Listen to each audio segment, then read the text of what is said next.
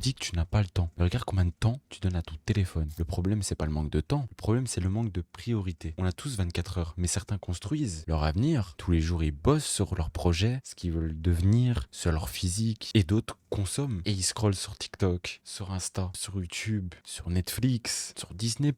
Et un jour, j'ai tilté. J'ai arrêté de dire je n'ai pas le temps. J'ai juste commencé à dire ce n'est pas ma priorité. C'est pas juste des paroles en l'air. J'ai réellement changé. Je voulais apprendre sur le développement personnel. Je lis des livres. Je ne suis pas fan de la lecture, mais je sais ce qu'elle peut m'apporter. Elle m'apportera beaucoup plus que scroller sur TikTok. La vidéo, tu vas l'oublier 2 minutes après, ça sert à rien. Tu apprendras beaucoup plus à lire des livres qu'à scroller sur TikTok. Et commence pas à me dire, oui, mais il m'a appris un hack TikTok, frérot. Le hack TikTok, tu vas jamais le faire. Arrête de faire genre. Du coup, moi, ce que j'ai appliqué petit à petit, c'est que j'ai supprimé TikTok. J'ai supprimé Instagram. Tout ce qui me faisait perdre le plus de temps, j'ai supprimé direct. Je poste des vidéos sur TikTok pour la visibilité, mais je ne consomme pas TikTok. Il faut que tu apprennes à t'éloigner de ton téléphone. Tu te rends peut-être pas compte, mais on est tous dépendants du téléphone. On ne sait plus vivre sans. Des personnes, ils doivent faire un choix entre une personne qu'ils aiment et le téléphone.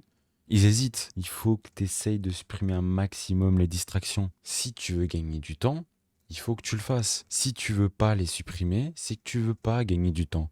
Tu veux pas gagner de temps, c'est ton problème. Si tu veux avancer, supprime les distractions et tu verras que d'un coup, tu auras plus de temps. Tu pourras faire un peu plus ce que tu veux. Tu n'auras plus d'excuses pour pas aller à la salle.